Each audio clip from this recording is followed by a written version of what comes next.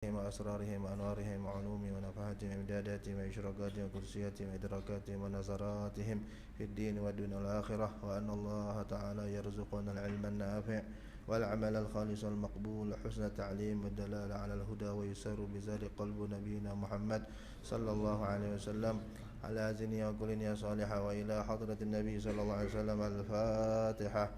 أعوذ بالله من الشيطان الرجيم. بسم الله الرحمن الرحيم. الحمد لله رب العالمين الرحمن الرحيم مالك يوم الدين. إياك نعبد وإياك نستعين. اهدنا الصراط المستقيم صراط الذين أنعمت عليهم غير المغضوب عليهم ولا الضالين. آمين. اللهم صل على سيدنا محمد وآله كما لا نهاية لكمالك وعدد كماله. اللهم صل على سيدنا محمد وآله كما لا نهاية لكمالك وعدد كماله. اللهم صل على سيدنا محمد وآله كما لا نهاية لكمالك وعدد كماله. اللهم صل على سيدنا محمد وآله كما لا نهاية لكمالك وعدد كماله.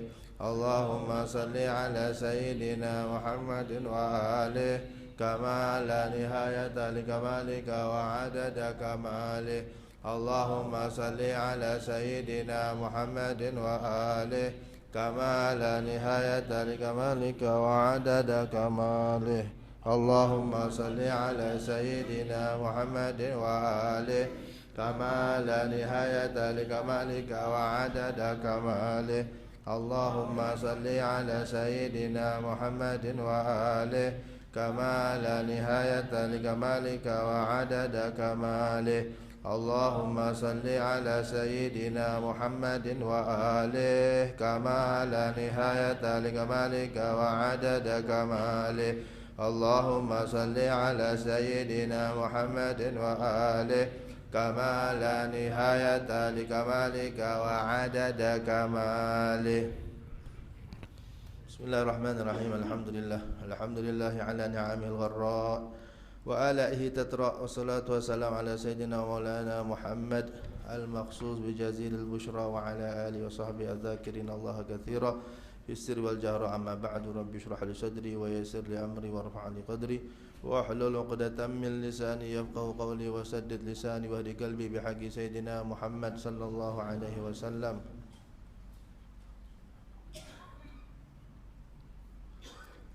أما بعد، فقال المؤلف الحبيب الإمام الكتب قطب الإرشاد وغوث العباد البلاد الحبيب عبد الله بن علوي الحداد رضي الله عنه وأرضاه، ونفعنا به وبعلومه وبعلومنا في الدارين آمين.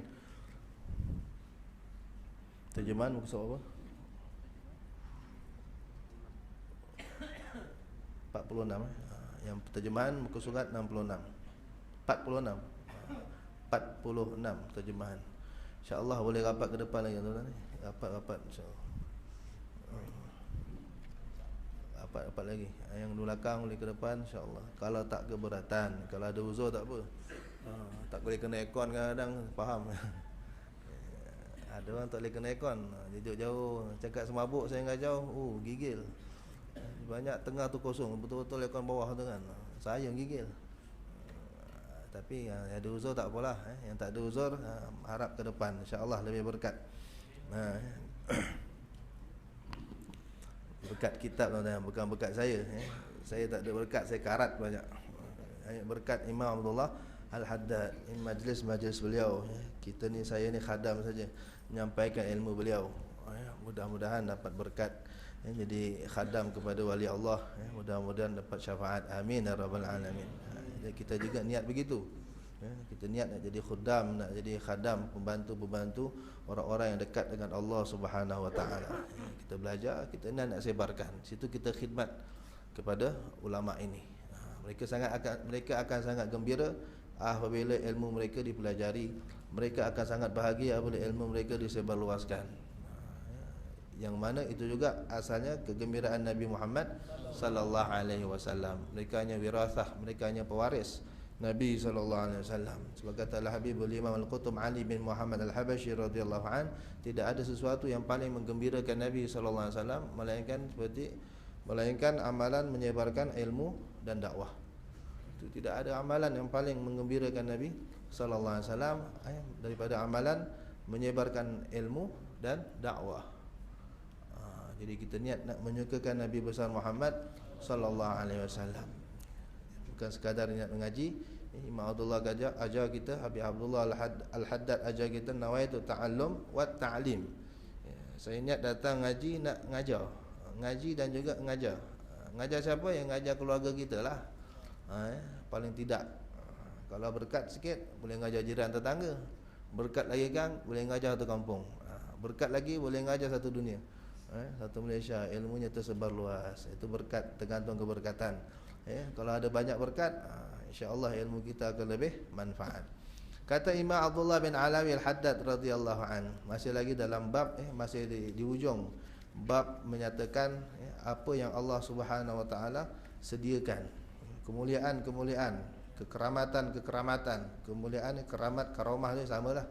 Karamah tu mana kemuliaan tuan-tuan yang Allah sediakan untuk orang-orang yang taat kepada Allah dan beramal soleh hanya kerana Allah Subhanahu wa taala. Allahumma ja'alna minhum. Ini banyak kali Allah cerita dalam Quran, innal ladzina amanu wa 'amilus solihat. Iman dan amal soleh. Apa Allah sediakan sebagai kempen untuk kita jadi orang beriman dan beramal soleh? Kata Bishr bin Al-Harith radhiyallahu rahimahullah taala.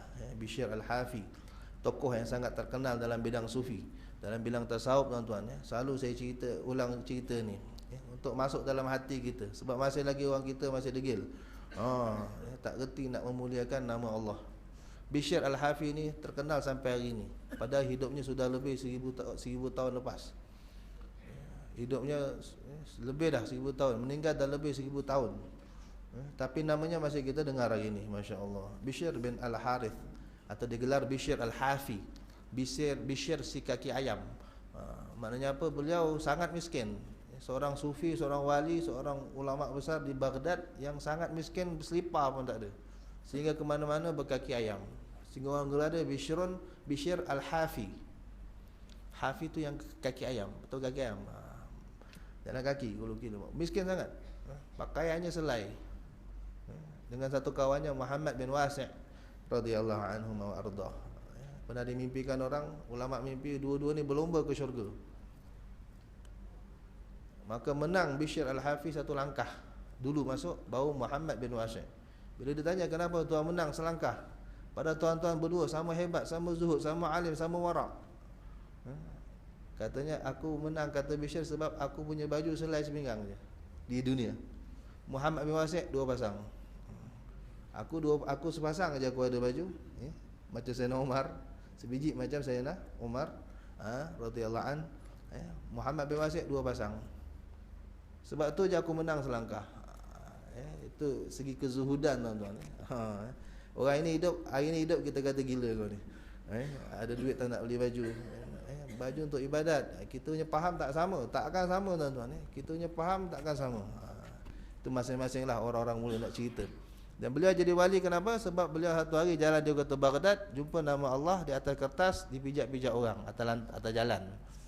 Beliau ambil selamatkan. Masa tu nak pergi kedai, nak pergi pasar, ada 2 dirham. Maka dibelikan apa? Dengan duit itu minyak wangi, dibersihkan kertas yang ada nama Allah tadi, disapukan minyak wangi, diletak di tempat yang tinggi. Malam tu mimpi. Masa tu belum jadi wali, orang biasa masih. Malam tu mimpi, ya Bishru, dengar suara gaib, wahai Bishr, tayyabta ismi la utayyiban nasmaka fid dunya wal akhirah. Wahai Bishr, kamu telah harumkan namaku, aku harumkan namamu dunia dan akhirat. Sampai hari ni orang sebut dia Bishrin rahimahullah. Setiap kali orang baca kitab jumpa nama ni, Bishrun rahimahullah. Ada kita agak-agak baca ni ke nanti tuan-tuan? Ayah kita dah meninggal 40 hari dah, contoh kan, atau dah setahun. Ada tak orang akan sebut nama dia, orang doakan dia rahimahullah? Ini masya-Allah, satu dunia baca kitab tasawuf. Dan nama ini akan sentiasa muncul dan sentiasa didoakan. Sentiasa muncul, sentiasa didoakan. Sentiasa muncul, sentiasa didoakan. Itu kehebatan wali Allah, kemuliaan yang abadi. Mereka walaupun sudah meninggal dianggap hidup di kalangan kita. Kata Bishr bin Harith. Jadi sirnya tuan-tuan, dia memuliakan nama Allah. Maka kita juga begitu. Muliakanlah kitab-kitab. Jangan letak atas lantai. Letak atas, tinggikan daripada paras kaki. Nama-nama Allah. Kalau tuan guru saya, kita jangan kata nama Allah. Surat khabar Jawi pun. Surat khabar Jawi pun. Pasal apa? Walaupun cerita artis, cerita hari ni Zainal Zain bercerai, tulis Jawi kan, tapi apa? Tulisan tu mengingatkan kepada Al-Quran. Jadi kemuliaannya sama. Itulah waw yang sama untuk tulis Quran, itulah ra yang sama untuk tulis hadis Nabi SAW. Tuan guru saya irfa' nampak tulisan Arab atau Jawi atau tanah suruh angkat.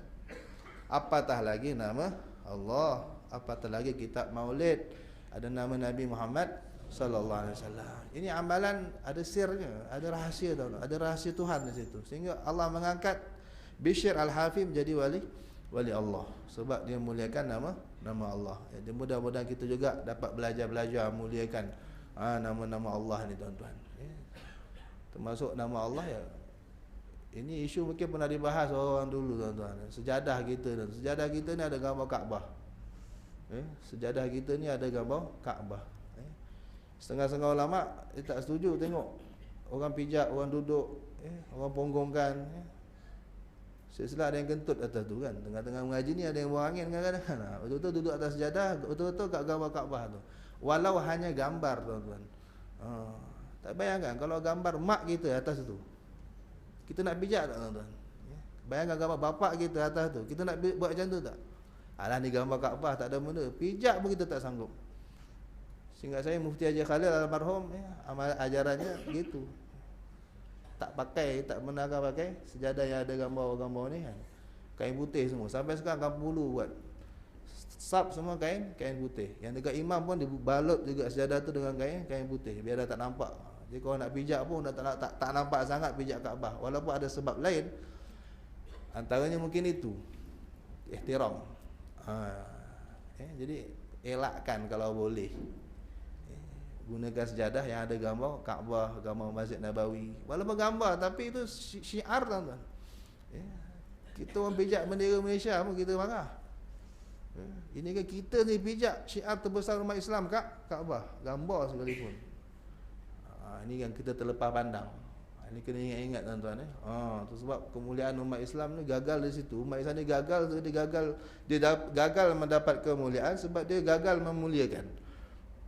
Tak erti menghormati, maka dia tidak dihormati. Tapi kalau orang yang pandai menghormati, dia akan dihormati. Presiden Erdogan Turki tu kan, bila suruh berdiri kat ketua-ketua negara suruh berdiri di atas dekat ditandakan dengan bendera masing-masing atas tanah kan. Orang mereka bendera letak mereka berdiri. Obama berdiri depan bendera dia. Bendera tu atas lantai. Apa lagi? Raja dunia mana lagi?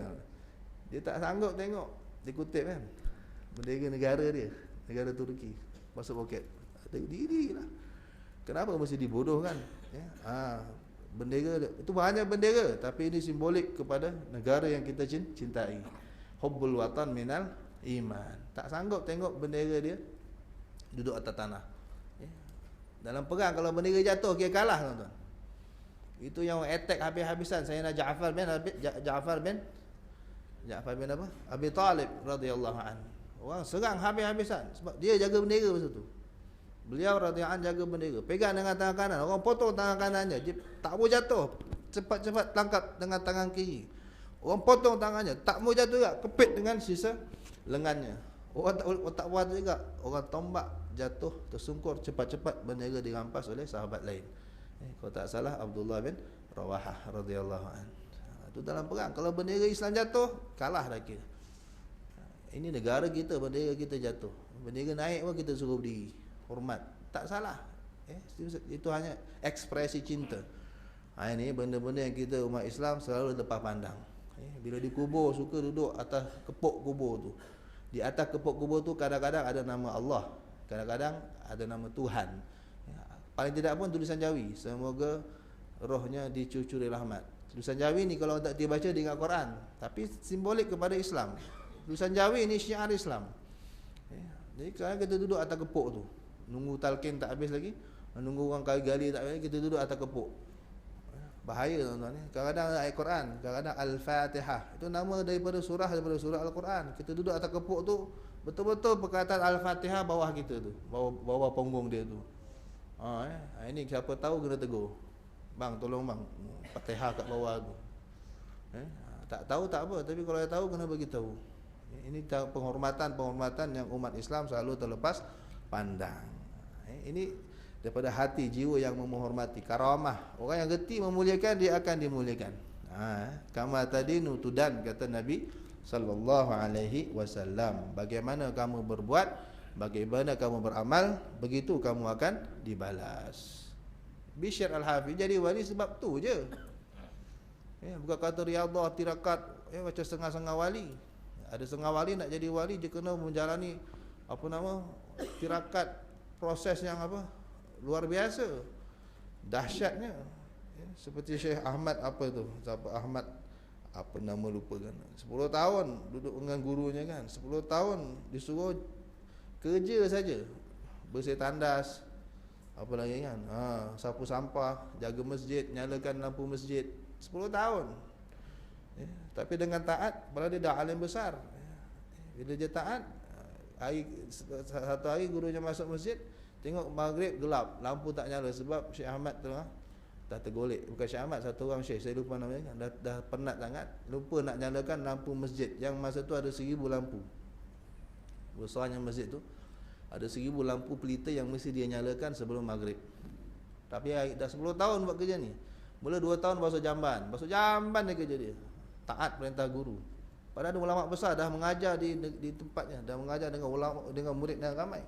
Tapi dia nak duduk di bawah tarbiyah guru mursyid untuk menyampaikan. Dia rasa dia tak sampai kepada Allah lagi kan. Dia cari guru yang boleh menyampaikan dia kepada Allah. Akhirnya berguru dengan ulama ni, Al-Imam Ahmad Az-Zahid radhiyallahu anhu, gurunya ni. Maka 10 tahun. Tak ada apa, cuma gitu, khidmat. Ikut dan taat arahan guru. Tapi kita tak tahu apa gurunya buat. Mungkin gurunya doakan setiap malam, kita tak tahu. Jadi hari terakhir tu, yang nak cerita jadi wali tu, bila gurunya datang masuk masjid, tengok masjid gelap. Mana? Saya lupa namanya kan. Mana si fulan? Dia terkejut. Allah tak sempat nak nyalakan pelita. Dia tunjuk saja. Pum, pum, pum, pum, pum, pum, pum, pum. Semua pelita nyala sendiri. Tup, tup, tup, tup, tup, tup, tup. 1000 lampu. Terus Allah bagi keramah, tuan-tuan. Kata gurunya tersenyum, sekarang kau sudah wasil. Kamu sudah, Allah muliakan kamu. Sudah balik, selesai. 10 tahun. Itu je. Kalau kita suruh gitu, balik lah. Ini nak ngaji ke nak jadi kuliah apa? Nak jadi cleaner kan? Kita kutuk untuk guru kita habis-habis.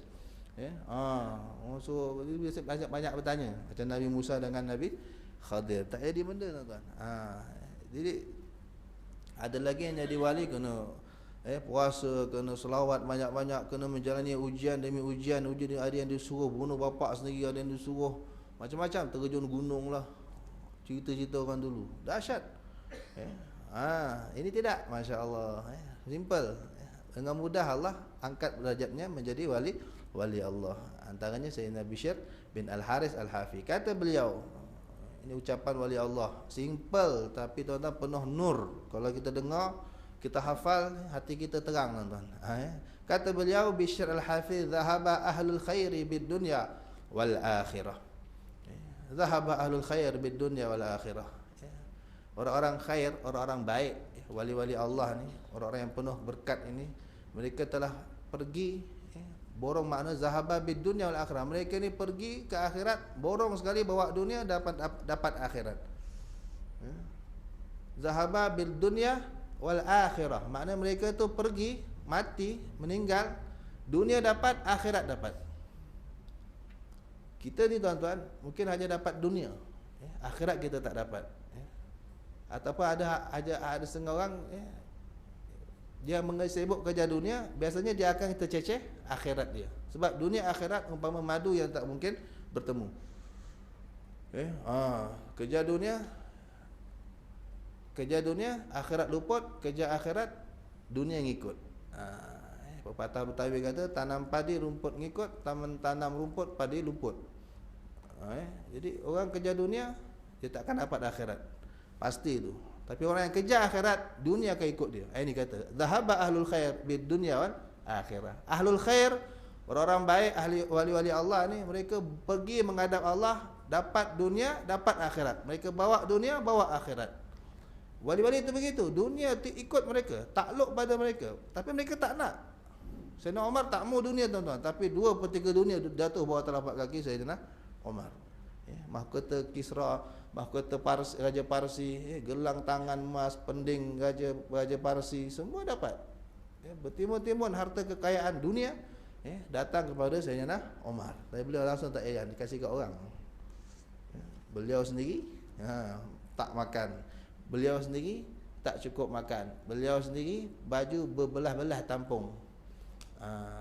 Tapi dunia datang, ngikut mana dia pergi. Allah buka, bentangkan dunia kepada wali-wali Allah. Maksudnya begitu. Orang ahlul khair, dia berkir zahaba bid dunya wal akhirah. Mereka membawa menghadap Allah, dunia dapat, akhirat pun dapat. Sebab mereka hanya kejar akhirat. Kata waqala Yahya bin Mu'adz radhiyallahu an, satu lagi ulama besar, abna'ud dunya takhdumuhumul abid. Anak-anak dunia, maknanya orang-orang yang gila dunia, orang-orang yang mengejar dunia disebut anak-anak dunia.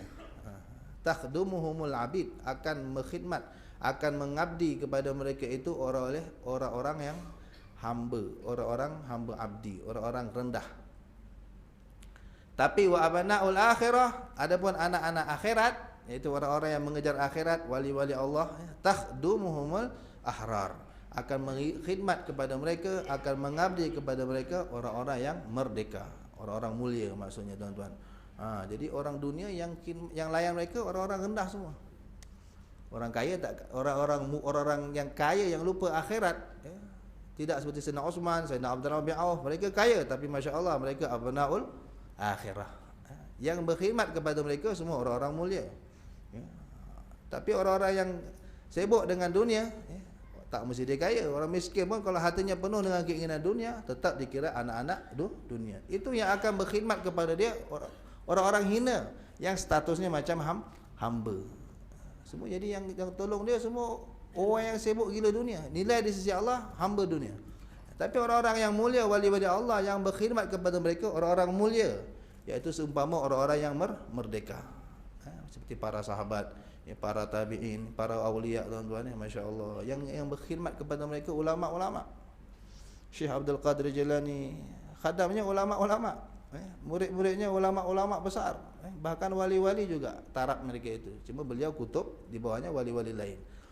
Fa in aratta, apa kata beliau lagi Imam Abdullah Haddad, fa in aratta ya akhi, jika engkau ingin wahai saudaraku, an yakuna laka izzun la yanqadi, untuk ada bagimu kemuliaan yang tidak habis, wa su'dadun la yanqati', dan ketinggian yang tidak putus-putus, wa syarafun la yadhhab, dan kemuliaan yang tidak akan lenyap, wa majdun la yabla, kemuliaan yang tidak akan binasa, tidak akan sirna, fa ati' rabbak, maka pertama sekali taatlah kepada Tuhanmu. Fa ati' rabbak, taat pada Allah, kamu akan jadi orang mulia yang tidak habis-habis kemuliaannya. Kalau kita kaya, tuan-tuan, kalau kita ada jawatan, tuan-tuan, dunia habis-habislah. Mantan-mantan presiden, mantan-mantan menteri, mantan-mantan ketua menteri, mantan-mantan semua, mantan-mantan dia semua, orang tak pandang, tuan-tuan.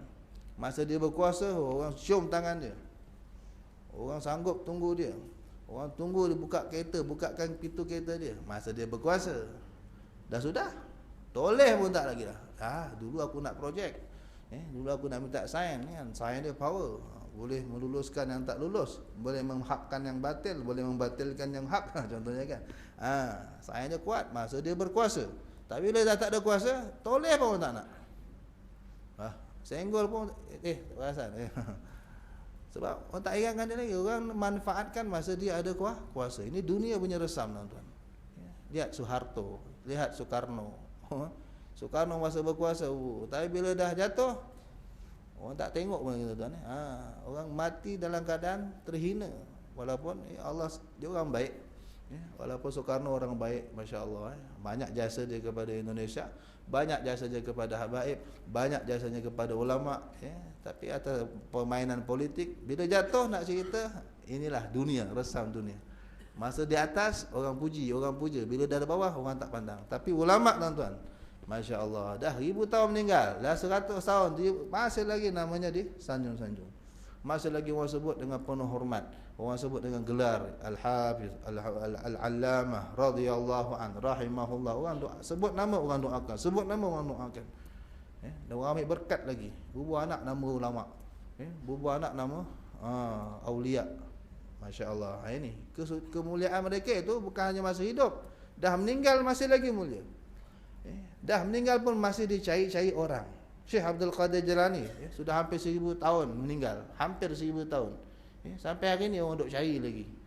Orang bubuh nama sekolah Syekh Abdul Qadir Jalani, nama anak Abdul Qadir Jalani, nama orang pergi Baghdad ziarah, orang cari Syekh Ma'arab Qurhi, orang cari Imam Syafi'i, orang cari masih lagi. Sahabat-sahabat dah meninggal dah 1400 tahun, orang cari kuburnya. Orang pergi lagi ziarah Abu Ubaidah Ibn Jarrah, orang ziarah lagi Sayyidina Abu Bakar, Sayyidina Umar, jangan tanyalah, memang duduk sebelah Rasulullah sallallahu alaihi wasallam. Orang cari di Baqi', mana kubur Sayyidina Osman, mana kubur Siti Fatimah, mana kubur Sayyidina Ali, masalah sikit, muskil. Sayyidina Ali kuburnya memang mukhtalafun fih, masih lagi tak tahu mana letak yang sebenar. Sengaja. Ada riwayat ketika akan dikuburkan, jenazahnya itu dibawa layu oleh kuda, hilang. Sebab kalau dapat dek Syiah habis. Rahsianya kenapa? Kalau orang Syiah tahu betul-betul mana kubur Sayyidina Ali, habis dah. Tak tahu apa dibuatnya. Jadi Allah selamatkan. Jadi kubur Sayyidina Ali, kata sebagian riwayat tak pasti di mana. Ada kata di Kufah, ada kata di macam-macam. Cuma ada riwayat begitu. Ketika jenazahnya akan dibawa ke perkuburan, di atas unta atau di atas kuda, kuda tu lagi hilang. Ada riwayat begitu. Wallahu alam. Yang sebenarnya di mana tepatnya makam Sayyidina Ali tak tahu. Itu memang nasib badan tuan-tuan, rezeki beliau. Nabi dah bagi tahu lama dah kepada Sayyidina Ali. Wahai Ali, kerana engkau dua orang, kata Sayyidina Ali menceritakan balik, halaka fi yasnan, binasa kerana aku dua orang, dua macam orang, muhibbun ghal wa mubghidun qal. Puak Syiah dan puak Khawarij. Pertama siapa? Muhibbun ghal, pecintaku yang melampau, hulu. Mencintai aku tapi hulu, melampau, sampai menganggap aku Tuhan. Sampai menganggap aku ni Nabi, macam-macam. Itu Syiah lah. Semua apa sikit-sikit ya Ali. Ya Ali, Masya Allah. Jatuh barang, hilang barang, ya Ali. Terpelecok, ya Ali. Lampau-lampau. Ya Rab Allah. Ini binasa, kata halaka fi yathnan. Binasa kerana aku dua orang sekaligus. Pertama muhibbun ghal, si pecinta yang melampau, hulu. Allah. Orang Syiah lah. Tak tahu sini ada tidak? Tak ada kot. InsyaAllah tak ada. Ini enggaklah. Binasa, kata Sayyidina Ali. Sayyidina Ali kata binasa orang ni, celaka ni orang. Melampau-lampau. Orang jatuh sebutlah ya Allah kan. Ya Muhammad. Paling tidak pun Allahumma salli ala Muhammad, okey lagi lah. Sebab ada nas, ya Muhammad, inni ja'altuka dzikran min dzikri, kata Allah dalam hadis qudsi. Wahai Muhammad, aku jadikan kau zikir dari zikirku. Faman zakaraka faqad zakarani. Siapa sebut kau, sama dia sebut aku. Siapa ingat kau, siapa dia ingat aku. Okey. Jatuh terpelecok, Allahumma shalli ala Muhammad, ya Muhammad. Macam ada sahabat, kakinya kesemut, kakinya kesemutan, kebas krem depan Ibnu Abbas. Duduk lama kan. Ibnu Abbas nasihatkan apa? Uzkur ahabban nasi ilaik. Sebutlah orang paling kau sayang, paling kau cinta. Dalam hati aku tak ada ingat, aku seorang yang aku sayang, Muhammad. Dia pun sebut wa Muhammad, wa Muhammad, ya Muhammad, Allahumma salli ala Muhammad. Terus hilang sakit kebasnya. Boleh try tuan-tuan. Siapa kebas bilang lenguh aku dari pukul 7 tadi kan. Lenguh ni. Cuba sebutlah selawat. Kalau tak hilang juga, berarti tuan-tuan kita ni belum sayang lagi Nabi Muhammad sallallahu alaihi wasallam. Cuba sebut nama bini kita. Timah. Contohnya. Agaknya hilang kot. Agaknya lah. Saya rasa. Tapi insya-Allah, kalau betul lah Nabi SAW orang yang paling kita sayang, insya-Allah hilang. Sebab apa? Muhammadun zikruhu rauhan li anfusina, kata Imam Busiri. Muhammadun syukruhu fardun alal umami. Muhammad itu menyebut namanya saja rauhun, menjadi rauh, menjadi kerehatan, menjadi ketenangan kepada jiwa-jiwa kita. Sebut saja, ingat saja. Ada masalah, ingat Nabi Muhammad sallallahu alaihi